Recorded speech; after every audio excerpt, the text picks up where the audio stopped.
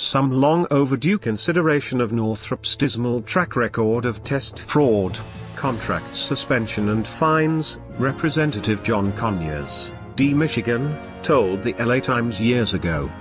But what would an operational F-23 have looked like? And what if General Electric's revolutionary variable cycle YF-120 had carried the day?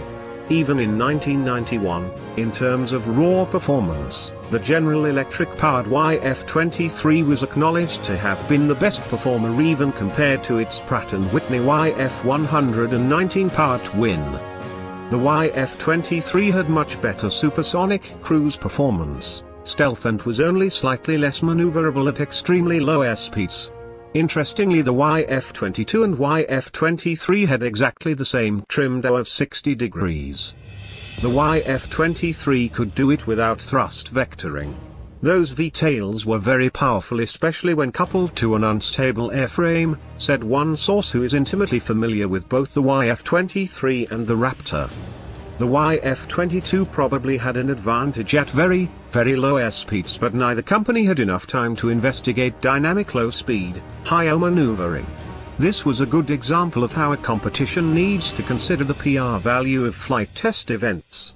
Lockheed understood this and did high-O and shot missiles and pulled 9GS. All single-point, benign condition events, but they left an impression. The source added that in some ways, it might have cost Northrop the advanced tactical fighter competition, barring the other factors involved in the selection. ACC, Air Combat Command, pilots were enamored with dogfighting, and Lockheed gave a good visual demonstration of high-O, albeit a very limited and benign test, the source said. Northrop chose not to do high-O during them val, and that was a mistake. Both airplanes could do the same exact maneuver, trimmed, high-O. As it was, the YF-22 appeared better because they did something visually exciting and Northrop couldn't, or so it was inferred. But what would all of that have meant for an operational aircraft? In either case, the US Air Force would have received an outstanding air superiority fighter that has no equal. But while the Lockheed Martin F-22 is bar none the best air superiority fighter the United States has ever produced, an operational F-23 might have offered an even greater performance margin over potential adversaries than the Raptor currently does.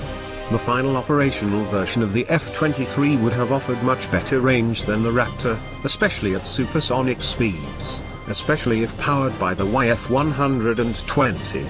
That would have come in handy over the Pacific. It would also have been stealthier, and it would have been almost as maneuverable as the Raptor, or possibly more so at different speeds and altitudes. Both the Raptor and a fully operational F-23 would have carried 8 air-to-air missiles internally. That was the Air Force